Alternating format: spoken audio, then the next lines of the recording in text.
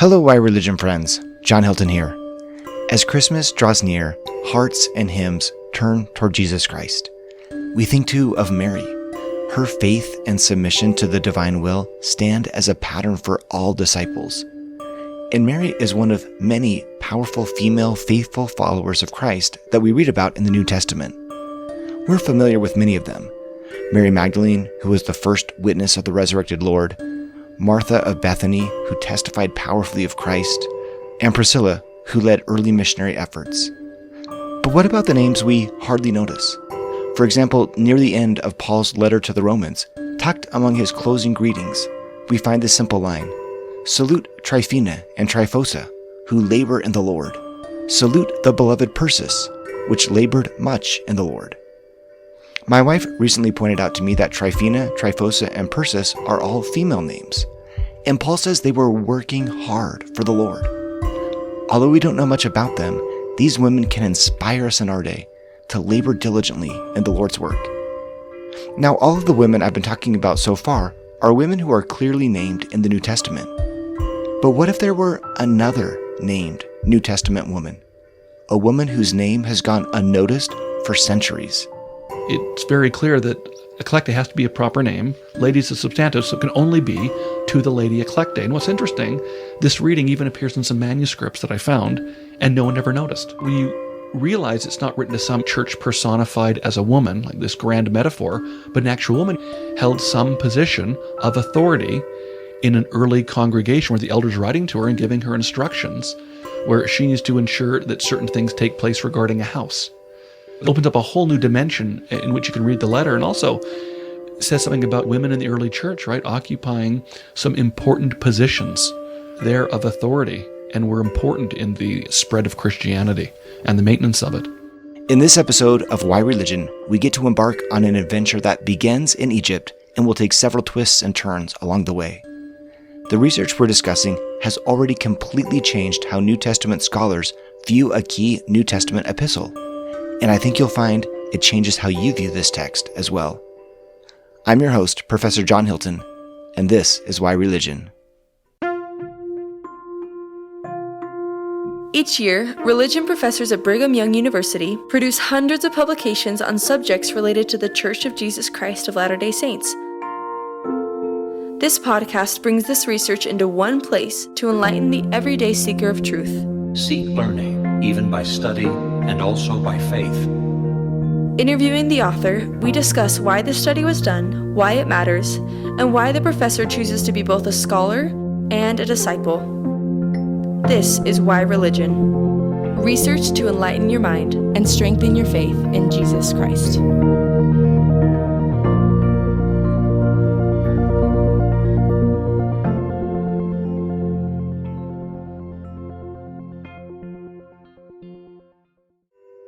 Today we get to hear Brad Wilcox interview his colleague Lincoln Blumell about his recent publication, Lady Eclecte, the Lost Woman of the New Testament. I'm excited for this discussion. Let's dive in. It is such a joy for me to be with my friend and my colleague Lincoln Blumell. Have you ever wished that you could interview somebody like Columbus? Or somebody like Neil Armstrong or Marie Curie? Wouldn't you love to talk to Columbus about how he opened up voyages across the ocean between the worlds? Wouldn't you love to sit down with Neil Armstrong and say, what was it like to take that first step on the moon?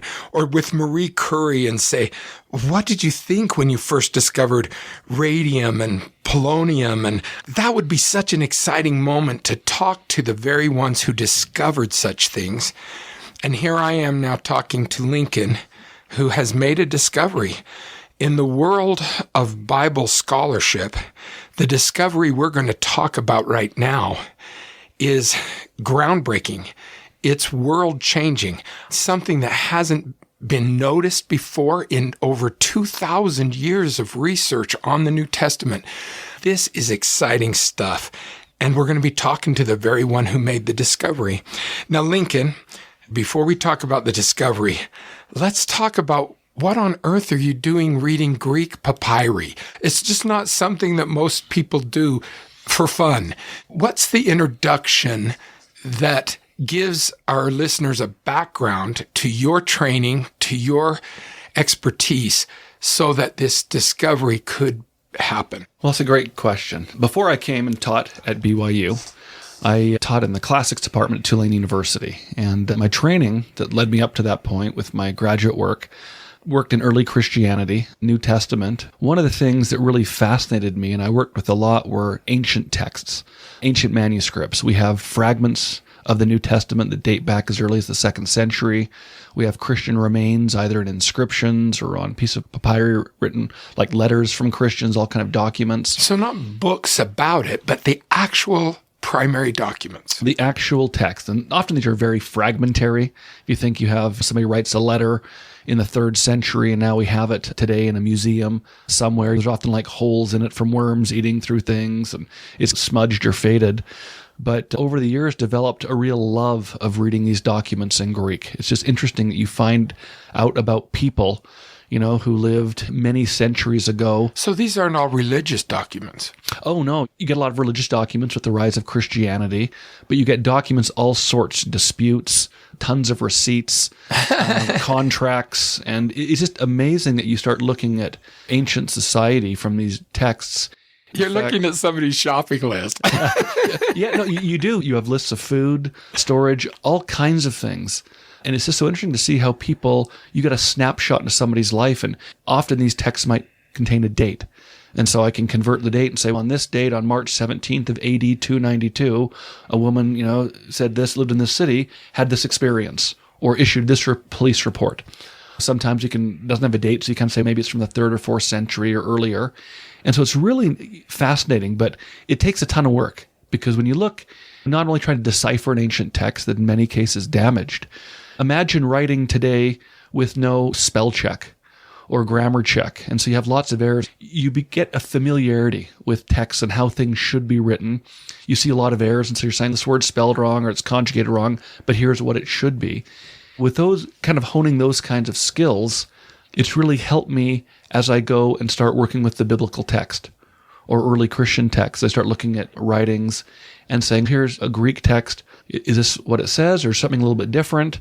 And so often when I read the New Testament, at times I'll come across a passage that'll strike me as odd, perhaps, from the way the Greek might be constructed, saying, this is not exactly what I often see. And maybe there's a reason for that, a variant. In the case that I'll be talking about from 2 John, it was very significant where in this book that I have written, I've found a hitherto unknown woman who occupied a place of leadership in the New Testament church. And she dramatically reappeared once the Greek was read correctly and restored. And the remarkable thing is, as I began work on this project, not only is the way the Greek should be restored, it actually appears in manuscripts, but no one's ever noticed. But in fact, our earliest Christian commentator on this letter said that this letter was written to a named woman, and no one ever paid much attention to it. We know that much of the New Testament is comprised of letters to certain groups or to certain people. And you're talking about now that one of the letters is actually written to a woman. Yes, and the New Testament is mostly letters. You look at Paul's corpus, we look at the general epistles. Even books like Acts have letters in it. Revelation in 2 and 3 have letters. And of all these letters, we have in 2 John, the only letter in the entire New Testament is written to a named woman. Wow, that is just mind-blowing. Tell us about what you were doing in the spring of 2023. What were you doing in this archaeological dig in Egypt that led you to find this? I work on the dig in Egypt with the BYU team, and I'm not an archaeologist by a training, but I work with texts. On any archaeological team, you have a lot of people with a lot of different skills, from biologists that might work like osteology and bones, to people who are archaeologically trained, to people like me that work with ancient languages and texts, because that's one of the things you'll find in digs. And so in the BYU dig in Egypt, I was there with them in 2023, and I'd been working on some translation of ancient texts, some inscriptions, and some other items with a colleague in Egypt. They have lots of unpublished material there. As I was working on that, what you'll often do is you'll start reading a text and try to, first of all, piece together words and then sentences, then put it all together. There's various search engines that we have that are in the field that have large databases of Greek that are great for parallels. I began looking at some of these, and I just kind of stumbled across this ancient Christian writer, Clement of Alexandria. He lived at the end of the 2nd, beginning of the 3rd century, really quite a remarkable writer. I would say probably you really see a new height of Christian intellectualism with Clement. I found a couple loose parallels, some words, and as things often happen, you jump around a little bit, so I started reading more of Clement. When I got back from the dig, I started working more on Clement and began reading some of his summaries of ancient texts and commentary on New Testament material. And what jumped out to me as I read some of these, some were pretty straightforward. I said, yeah, this kind of sounds like Clement. But when I got to his brief discussion of 2 John, he says that this was written to a woman by name Eclecte. And it really just stuck me as really strange. I'd never heard that before. Well, in English, it's elect woman. Or no, elect lady. Lady. Yeah, so that's how the English has rendered it consistently, as to the elder to an elect lady.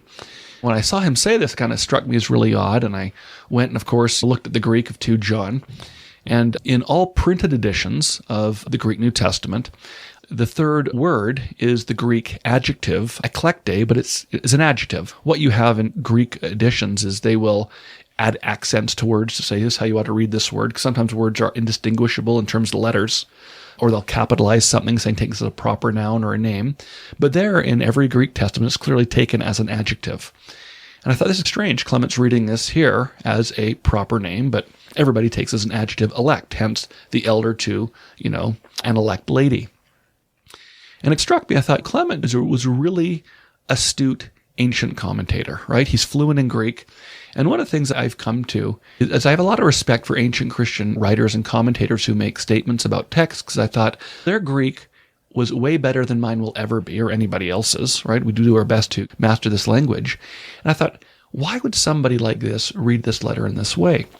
And something I'd done a lot of work on, in fact, I'd even written a previous book, was on ancient Christian letters. So I began investigating this and looking at it in more detail. What was really remarkable is that this letter, there's really not much extant commentary in Christianity on this letter. Well, it's a very short part of the New Testament. Yeah, just 13-verse letter, pretty minor. And so Christians don't spend a whole lot of time talking about it. After Clement, Jerome, who's a very large figure in Latin Christianity, translates the Latin Vulgate, mentions a little bit about the letter. And you get periodically people say something about it, but not a whole lot. And what I found is that by the time you hit the 5th or 6th century, a lot of people were saying, yeah, this is written to basically the church. And the standard interpretation today, and it's informed by this long history of interpretations, that this elect lady is a metaphor for a church. Explain to our readers a little bit about hermeneutics and this study of Scripture that allows people to come to that conclusion. Yeah, hermeneutics is really, it's just based from a Greek word. It's how do you interpret a text? So it's the understanding, interpretation of a text. And in the case of 2 John, because what you get is really beginning in the 5th, 6th, 7th century, people start talking about this letter written to a church personified as a woman, this really becomes a standard interpretation. And you can find this into the high Middle Ages, and even with scholarship, when it really kind of gets going in the 16th, 17th century, in many cases, this is the dominant interpretation. So today, I can say very confidently, if you were to go and pull off a book printed or a commentary on 2 John in the last 100 years or more, it would almost certainly say, yeah, it's written to a church personified as a woman.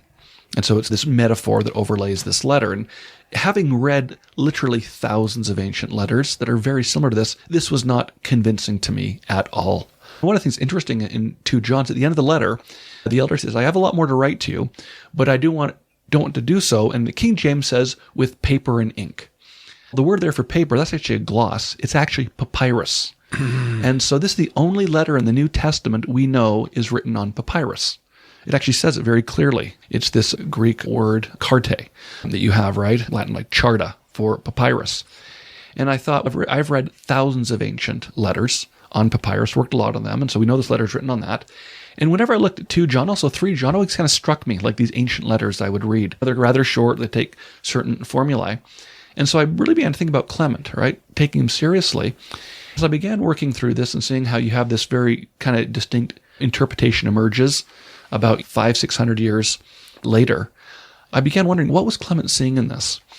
And through my work with papyri letters, I realized, it eventually dawned on me once I started going through a lot of letters, that in fact, this word that now is articulated in modern editions as an adjective, it cannot be an adjective. It's impossible. It has to be a proper name. And what's interesting is it then mirrors 3 John exactly, where you have the elder to Gaius, where Gaius is the third word. We now have Eclecte is the third word. It has to be the name of the person being addressed. There's a lot of Greek that I could go into a lot more detail on this. One of the things that I saw that happened is the way this word ends, it ends with Eclecte, with tau eta, like think of a th. What you have in Greek letters is you often have a name, and then they'll have an article after it, and in feminine it would actually be a th, and then you have the name Curia or lady, because you had right next to each other a th. Anciently, people would write without word spacing. At some point, the second 2 letters dropped off, and so the proper opening got lost. Therefore, people said elect lady, but when you add that second th back in, it's very clear that Eclecte has to be a proper name. Lady is a substantive, so it can only be to the lady Eclecte. And what's interesting, this reading even appears in some manuscripts that I found, and no one ever noticed. Oh my goodness. Yeah, really quite remarkable. When all came together, oh my goodness, there is a named lady that we have not known about who's the addressee of this letter. When I was reading your book, and it's fantastic, I love this part right here. You said, when the euphoria of the discovery finally wore off, and just you talking about it, I can see in your face that euphoria of saying, look at what's here, and nobody has seen it. You said when it finally wore off, I knew that this must be the reading, but I still had a lot of questions. You even talk about studying onomastics. Now, onomastics is the study of name. I actually belong to the American Name Society because onomastics is one of my interests as well as I looked at Book of Mormon names. But you actually looked at onomastics a little bit as you were studying this name. What did you discover? One thing with ancient documents, they're just loaded with ancient names. It's really interesting, all kind of names that you find.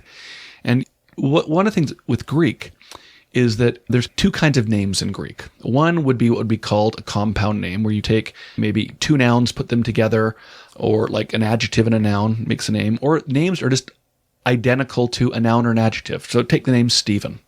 You have the name Stephen, right? Stephanos in Greek. And Stephanos can be a name Stephen, or it can just mean crown or wreath. And so when you read a text in Greek, context says this must be the name Stephen, or context will say this must be a crown or wreath that's being referred to. So you have lots of names like this, a number of them. With the name Eclecte, it is indeed a female name. In fact, as I began looking at Greek inscriptions and Latin inscriptions, this name appears about 20 times, all in the Roman period. So in the same period in which 2 John would have been written for women. And so the name clearly exists. And I think what throws off people is it's undifferentiated from the adjective elect. There's other women names that are like this, like the name Lydia.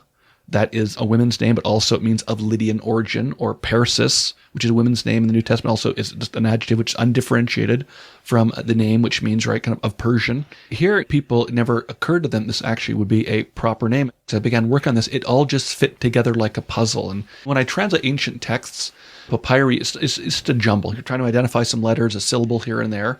So when you finish, it just fits together like a beautiful puzzle when you finally read a document. And you're like, okay, it lends itself. This is what it means, and here's the reading. And this is what happened here. It just came together where you have the reading appears in manuscripts. The Greek now makes sense. And in fact, our earliest Christian commentator said the letter was addressed to a woman called Eclecte.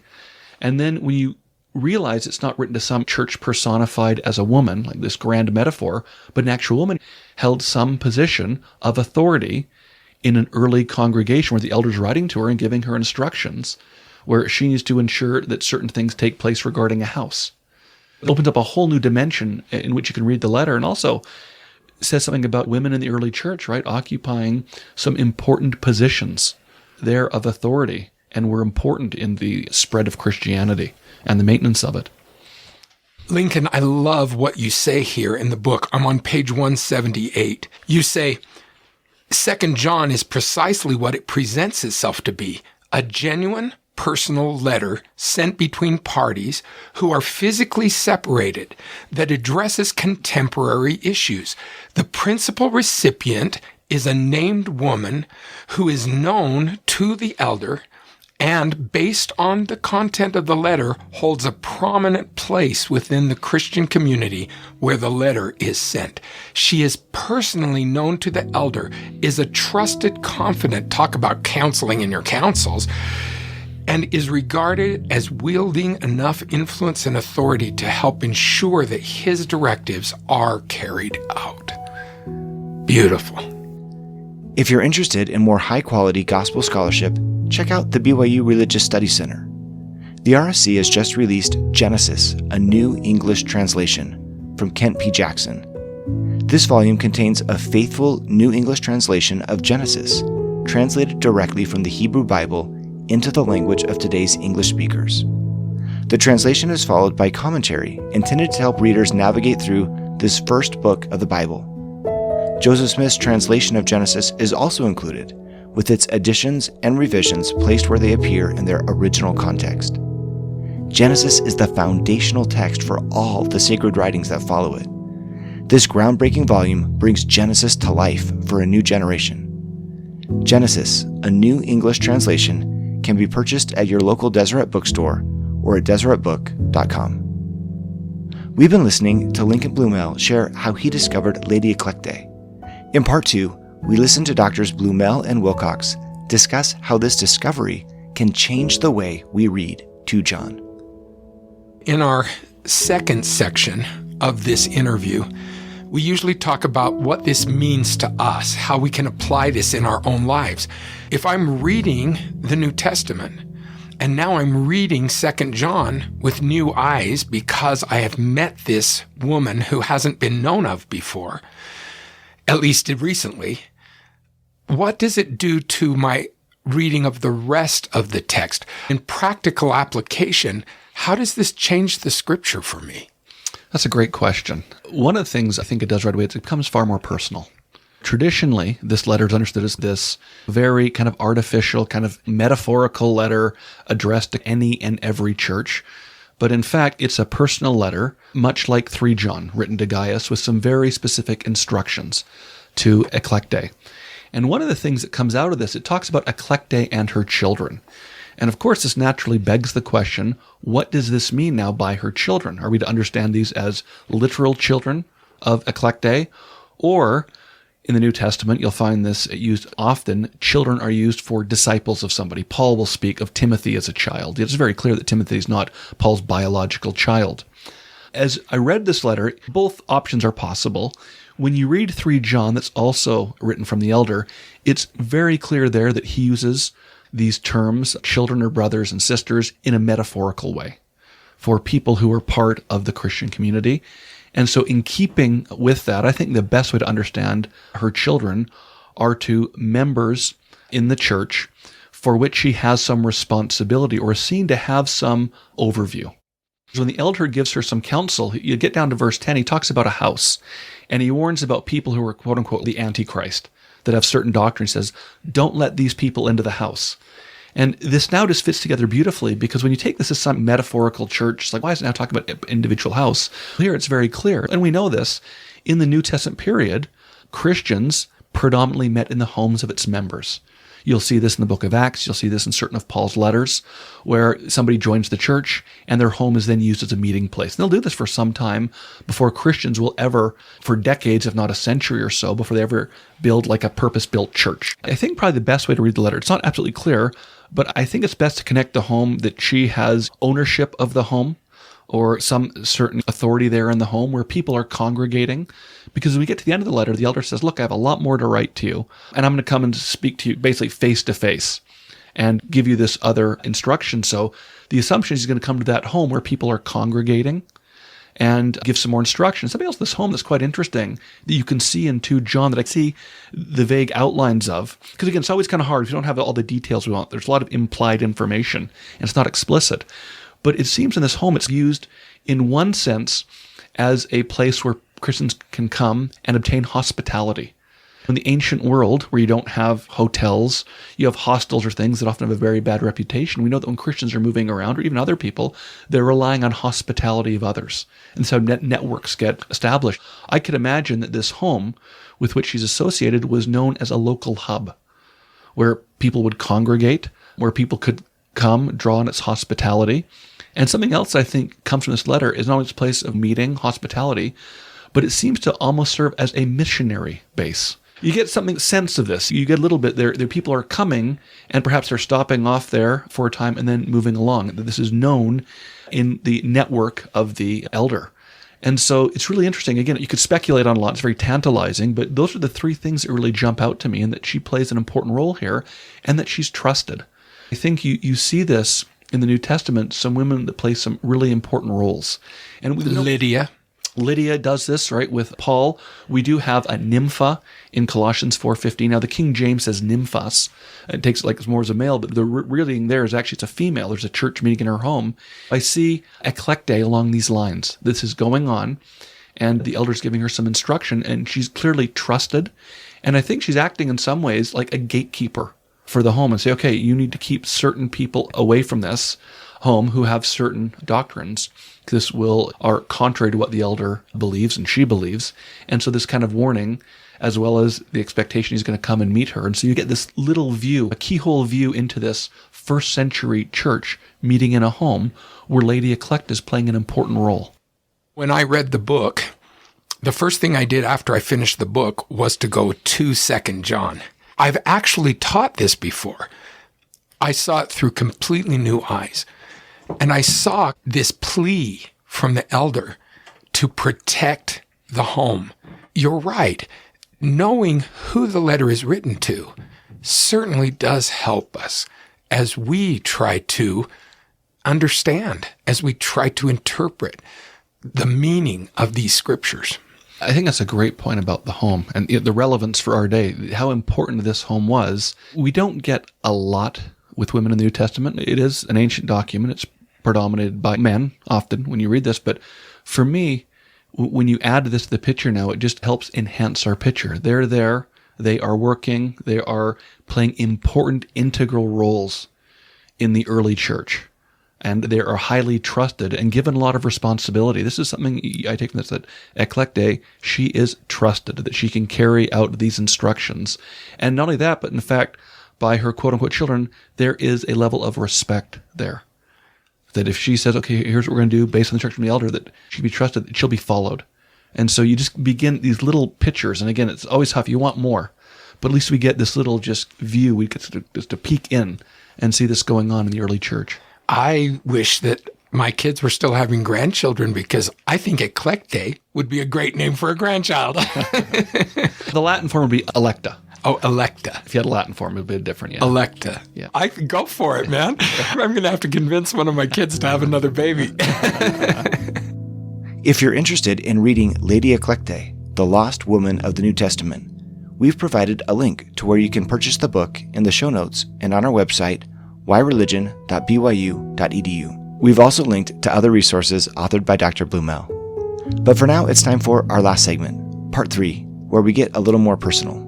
Here, Dr. Blumell explains what this research has meant for him in his own life. In our third part of the interview, Lincoln, we talk about what this means at a more personal level.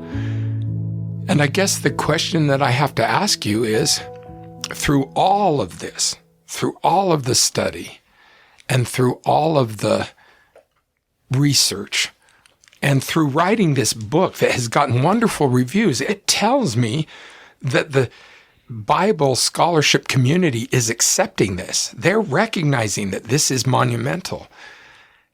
But what does this mean for your testimony of Jesus Christ? And how does this help me, as I read the scriptures, to draw closer to Jesus Christ? That's a really good question. With this book, something that I love when I translate an ancient text is because I'm often introduced to people. And it makes me think about people, whether somebody lived in the 3rd century BC in Egypt, or they lived in the 2nd century AD or in later Byzantine period. I just start to think about all the people that have come to earth, and I feel this connection whenever I read a letter or a document. I learn to know about someone, and I feel this kind of closeness with them. And it makes me just appreciate, right, when I think about us all being children of God. And in this case, right, when they made this discovery that, in fact, we have a lost lady here in the New Testament, I felt like I need to make sure I bring this person to light and tell their story as best you can based on this document. And I felt a lot of gratitude. These are people, and we need to know about them. These are children of God who lived in a different time, in a different location, and bringing them to light. I get this immense joy. I'm out of this. I feel this kind of like genealogical spirit. One of the things this makes me think of also is when we approach the Bible as Latter-day Saints, we have a unique view based on the 8th article of faith, right? We believe the Bible to be the word of the God as far as it's translated correctly. And I think that we've been criticized by that for some. Why do you have this caveat with the biblical text? And for me, this reconfirms, there are some problems here in this biblical text, right? In this case, here is a clear translation problem. It's a textual problem, and it's been read wrong. And for me, I look at this as how can I help correct this text, right? This text come down through scribes, people doing the best, copying this over the centuries. But they left out a TH here. They left out 2 reduplicated letters, and it had a huge implication. And I see, one of the things that allow me to spot this, because I see this all the time in ancient documents. People are constantly making grammatical errors, and I just have to correct them. You get a bit of a knack for spotting this. Doesn't mean disparage the biblical texts, but recognizing, there have been some problems, right, in the translation of the text. And here is a very clear example of this. Absolutely. And so I've kind of reflected on that. And just a lot of just gratitude as I worked on this book for nearly 2 years, just to invest yourself in this person. Finding out about these early followers. This is the thing that I love about the New Testament early church. When you just learn more about the people, their struggles, their challenges, what they were going through, right? Their responsibilities. You can't help to feel a greater connection to them. And I think in this sense also just bringing to light another woman. We know there's another woman there that played a role in an early Christian community, and knowing a little bit more about her, and that she's no longer lost because of a transcriptional error. And so for me, it's just been really a humbling experience to be able to be a part of this. And this is why, I just love reading ancient documents, going out, especially translating texts that haven't been done before, because you just get to learn, about people. And there's a lot you can learn. I often sometimes read texts, I think, about what it says in Ecclesiastes. There's nothing new under the sun. You'll often find some of the same problems we're facing or challenges. They might be contextually different in the 21st century, but in fact, at a fundamental level, could be quite similar to what somebody's going through in the 3rd century BC or 1st century AD. It makes me reflect, and just often a lot of gratitude, but also a lot of just respect for people who lived before and what they went through. Also, you can learn a lot. We often talk about learning from the scriptures, but learning from the lives of other people and reflecting on my own life and what I want to do and how I want to live it, and certainly reflect that in discipleship. Thanks for listening to Why Religion. This podcast is a production of Religious Education at Brigham Young University in Provo, Utah. My name is John Hilton, the host and producer. The Why Religion podcast team also includes professors Phil Allred, Rob Eaton, Jenna Erickson, Casey Griffiths, Jared Halverson, Travis Searle, Hank Smith, and Brad Wilcox. We give special thanks to Leanne Kopus for her work in coordinating all of the podcast logistics. We also sincerely thank our team of brilliant BYU students who create original music, promotional materials, and do the podcast editing and mixing.